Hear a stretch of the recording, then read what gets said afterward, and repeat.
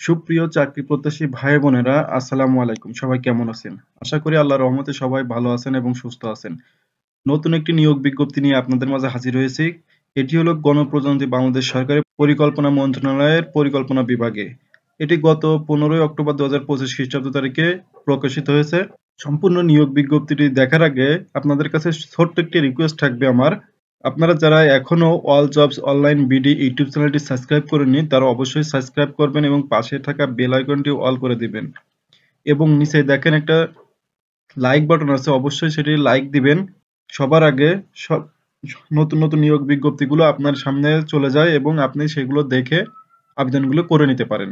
চলুন তাহলে দেরি না করে পরিকল্পনা মন্ত্রণালয়ের নতুন নিয়োগ বিজ্ঞপ্তিগুলো দেখে নিই, কি কি পদ আছে এবং কতটি করে পদ আছে এবং শিক্ষাগত যোগ্যতা কি কি থাকছে।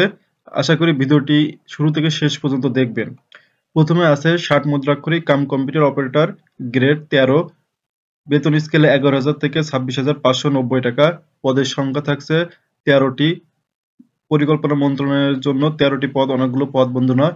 শিক্ষাগত যোগ্যতা থাকছে কোনো স্বীকৃত বিশ্ববিদ্যালয় হইতে স্নাতক বা সমমানের ডিগ্রি, কম্পিউটার প্রশিক্ষণ প্রাপ্ত থাকতে হবে। ষাটলিপিতে সর্বনিম্ন গতি প্রতি মিনিটে ইংরেজিতে 70 শব্দ এবং বাংলায় 45 শব্দ থাকতে হবে। কম্পিউটার মুদ্রাক্ষরিকের সর্বনিম্ন গতি প্রতি মিনিটে ইংরেজিতে 30 শব্দ এবং বাংলায় 30 শব্দ থাকতে হবে। কম্পিউটারে ওয়ার্ড প্রসেসিং সহ ইমেইল ও ফ্যাক্স পরিচালনার দক্ষতা ও অভিজ্ঞতা থাকতে হবে। 2 নম্বরে আছে কম্পিউটার অপারেটর, 13 গ্রেড, বেতন স্কেল 11,000 থেকে 26,590 টাকা। পদের সংখ্যা থাকছে 4টি, অনেকগুলো পদ বন্ধুরা। শিক্ষাগত যোগ্যতা থাকছে কোনো স্বীকৃত বিশ্ববিদ্যালয়তে বিজ্ঞান বিভাগে স্নাতক বা সমমানের ডিগ্রি, কম্পিউটার মুদ্রাক্ষরিকে প্রতি মিনিটে বাংলায় 25 শব্দ এবং ইংরেজিতে 30 শব্দ গতিসহ সংশ্লিষ্ট বিষয় স্ট্যান্ডার্ড অ্যাপটিটিউড টেস্টে উত্তীর্ণ হতে হবে। 3 নম্বরে রয়েছে বন্ধুরা অফিস সহকারী কাম কম্পিউটার মুদ্রাক্ষরিক, 16 গ্রেড, পদের সংখ্যা 19টি, অনেকগুলো পদ বন্ধুরা। আমি আবারও বলছি, অফিস সহকারী কাম কম্পিউটার মুদ্রাক্ষরিকে 19টি পদে নিয়োগ বিজ্ঞপ্তি প্রকাশ করেছে পরিকল্পনা মন্ত্রণালয়। শিক্ষাগত দেওয়া থাকছে এখানে কোনো শিক্ষিত বোর্ড হচ্ছে উচ্চ মাধ্যমিক সার্টিফিকেট বা সমান পরীক্ষায় কম্পিউটার প্রশিক্ষণ প্রাপ্ত থাকতে হবে। কম্পিউটার মুদ্রাক্ষরিকে সর্বনিম্ন প্রতি মিনিটে বাংলায় 20 শব্দ এবং ইংরেজিতে 20 শব্দ থাকতে হবে।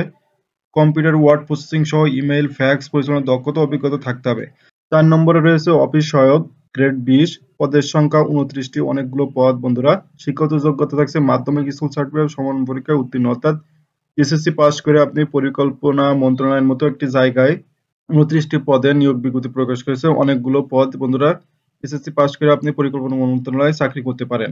সকল পদের প্রার্থীর ক্ষেত্রে 1/10/2025 খ্রিস্টাব্দ তারিখে বয়স সীমা 18 থেকে 32 বছর হতে হবে, অর্থাৎ 18 বছর নিচে এবং 32 বছর উপরে হলে এখানে আবেদন করতে পারবেন না। তবে 1 ও 3 নম্বর ক্রমিকে উল্লেখিত পদের জন্য বিভাগীয় প্রার্থীর ক্ষেত্রে 40 বছর পর্যন্ত শিথিলযোগ্য, অর্থাৎ পরিকল্পনা মন্ত্রণালয়ে যারা চাকরি করে তাদের 1 আর 3 নম্বর পদে 1 থেকে 3 নম্বর পদের জন্য 40 বছর পর্যন্ত তারা এখানে আবেদন করতে পারবেন। পরীক্ষায় অংশগ্রহণে ইচ্ছুক প্রার্থীগণ plandiv.teletalk.com.bd ওয়েবসাইটে আবেদন করে নেবেন। আমি আবারও বলছি, আগ্রহী প্রার্থীগণ plandiv.teletalk.com.bd এই ওয়েবসাইটে আবেদন করে নেবেন। আবেদন শুরুর তারিখ 5/11/2025 তারিখ সকাল 9টা থেকে এবং শেষ হবে 25/11/2025 তারিখ বিকাল 5টা পর্যন্ত। আমি আবারও বলছি, 5/11/2025 তারিখ সকাল 9টায় শুরু হবে আবেদন এবং শেষ হবে 25/11/2025 বিকাল 5টায়।